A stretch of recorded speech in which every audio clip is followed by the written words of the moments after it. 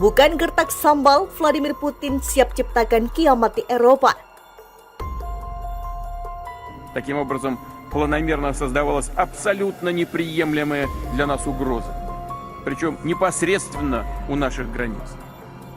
Все говорило о том, что столкновение с неонацистами, бандеровцами, на которых США и их младшие компаньоны сделали ставку, будет неизбежным.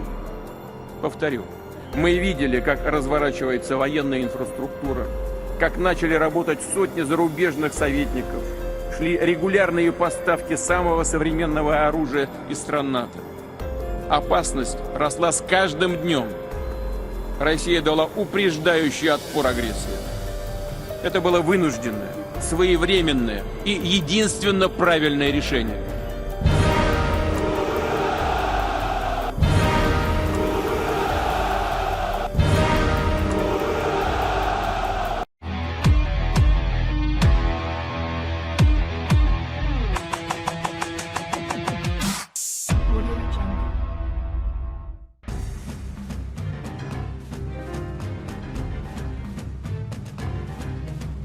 Ancaman Presiden Rusia Vladimir Putin untuk menciptakan kiamat di Eropa bukan gertak sambal semata. Putin untuk memberikan ultimatum kepada Barat secara drastis meningkatkan resiko konflik nuklir. Namun ultimatum tersebut mengundang kritik dari para pemimpin dunia yang menggambarkannya sebagai ancaman sembrono dan tidak bertanggung jawab sebagai upaya untuk menutupi kelemahan militer Rusia yang menghadapi kerugian besar dalam kampanye militer yang diluncurkan selama 7 bulan terakhir di Ukraina. Dijuluki Tsar Modern, pengumuman Putin untuk menggelar operasi militer terbesar sejak Perang Dunia Kedua untuk bergabung dengan operasi militer di Ukraina telah menimbulkan kekhawatiran bahwa konflik dapat menyebar ke seluruh Eropa. Kremlin akan menggunakan semua cara yang tersedia untuk melindungi integritas teritorial Rusia dan rakyat negara ini. Ini bukan gertakan, setiap pihak yang mencoba memeras kami dengan senjata nuklir perlu mengingat bahwa angin juga dapat berubah arah, tegasnya seperti dilansir RT Selasa 27 September 2022. Peringatan keras itu secara luas ditafsirkan sebagai Putin yang berpotensi bersiap untuk mengerahkan senjata nuklir sebagai upaya terakhir sebagai kemajuan militer Ukraina. Peringatan keras itu secara luas ditafsirkan sebagai Putin yang berpotensi bersiap untuk mengerahkan senjata nuklir sebagai upaya terakhir setelah kemajuan militer Ukraina untuk merebut kembali wilayah yang dikuasai Moskow. Namun para analis tidak percaya bahwa Putin menjadi negara pertama yang kembali menggunakan senjata nuklir sejak Amerika Serikat menjatuhkan bom atom di Jepang pada 1945. Beberapa hari mencoba menggambarkan skenario yang bisa diharapkan jika Rusia benar-benar meluncurkan serangan nuklir. Simulasi yang dibuat oleh Science and Global Security (SGS) memperkirakan bahwa lebih dari 90 juta orang di dunia dapat terbunuh atau terluka dalam beberapa jam pertama setelah perang nuklir pecah. Moskow mungkin akan menggunakan satu atau lebih bom nuklir taktis yang berukuran kecil dan memiliki daya ledak 0,3 kiloton hingga 100 kiloton dibandingkan dengan hulu ledak strategis terbesar AS 1,2 megaton atau bom 58 megaton yang diuji Moskow pada 1961. Bom taktis dirancang untuk memiliki dampak yang lebih terbatas di medan perang jika dibandingkan dengan dampak senjata nuklir strategis yang dikembangkan untuk memenangkan perang. Ukuran kecil dan terbatas itu relatif karena bom atom yang dijatuhkan di Hiroshima pada tahun 1945 hanya memiliki daya ledak 15 kiloton, namun berdampak dahsyat. Analis juga percaya bahwa tujuan Rusia menggunakan bom nuklir taktis di Ukraina adalah menggertak Kiev agar menyerah atau tunduk pada tekanan untuk bernegosiasi dan memecah belah negara-negara barat yang mendukungnya. Pakar militer untuk Program Keamanan Internasional CSIS di Washington, Mark Kensian yakin bahwa Moskow tidak akan menggunakan senjata nuklir di garis depan. Dibutuhkan total 20 bom nuklir kecil untuk area seluas kurang lebih 32 km. Ini hanya kemenangan kecil tetapi melibatkan resiko besar jika menggunakan senjata berbahaya seperti itu, ungkapnya.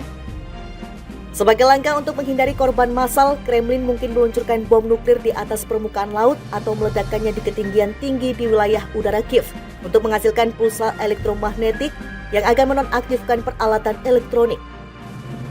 Di bawah skenario yang lebih mengerikan, Putin mungkin akan menargetkan pangkalan militer atau pusat kota seperti Kiev yang tentunya akan berdampak lebih besar dengan korban tewas dalam skala yang tak terbayangkan, termasuk membunuh para pemimpin politik di Ukraina. Rencana seperti ini dirancang untuk melemahkan aliansi Pakta Pertahanan Atlantik Utara NATO dan konsensus global melawan Putin, kata mantan pakar kebijakan nuklir Gedung Putih John Wolfson.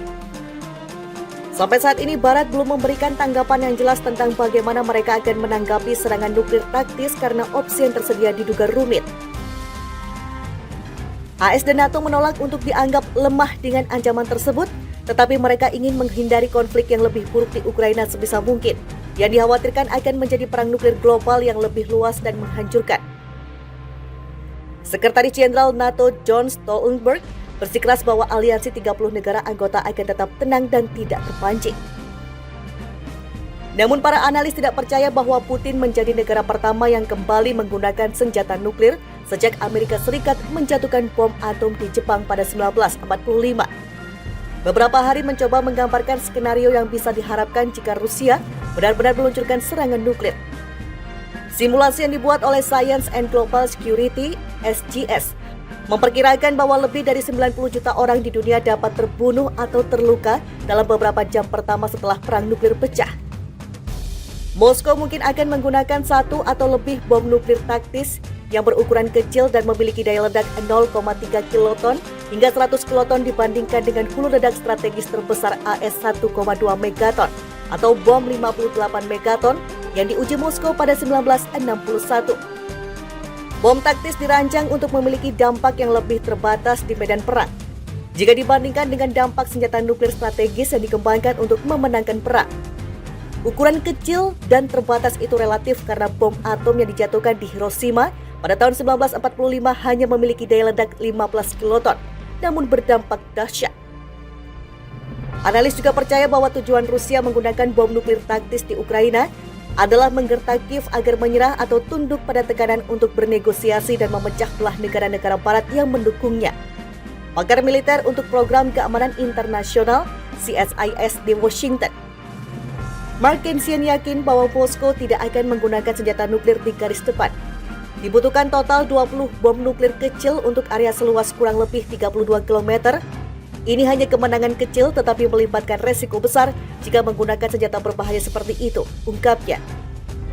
Sebagai langkah untuk menghindari korban massal, Kremlin mungkin meluncurkan bom nuklir di atas permukaan laut atau meledakkannya di ketinggian tinggi di wilayah udara Kiev untuk menghasilkan pulsa elektromagnetik yang akan menonaktifkan peralatan elektronik. Di bawah skenario yang lebih mengerikan, Putin mungkin akan menargetkan pangkalan militer atau pusat kota seperti Kiev yang tentunya akan berdampak lebih besar dengan korban tewas dalam skala yang tak terbayangkan, termasuk membunuh para pemimpin politik di Ukraina. Rencana seperti ini dirancang untuk melemahkan aliansi Pakta Pertahanan Atlantik Utara NATO dan konsensus global melawan Putin, kata mantan pakar kebijakan nuklir Gedung Putih John Wolfson. Sampai saat ini Barat belum memberikan tanggapan yang jelas tentang bagaimana mereka akan menanggapi serangan nuklir taktis karena opsi yang tersedia diduga rumit. AS dan NATO menolak untuk dianggap lemah dengan ancaman tersebut, tetapi mereka ingin menghindari konflik yang lebih buruk di Ukraina sebisa mungkin, yang dikhawatirkan akan menjadi perang nuklir global yang lebih luas dan menghancurkan. Sekretaris Jenderal NATO John Stoltenberg bersikeras bahwa aliansi 30 negara anggota akan tetap tenang dan tidak terpancing.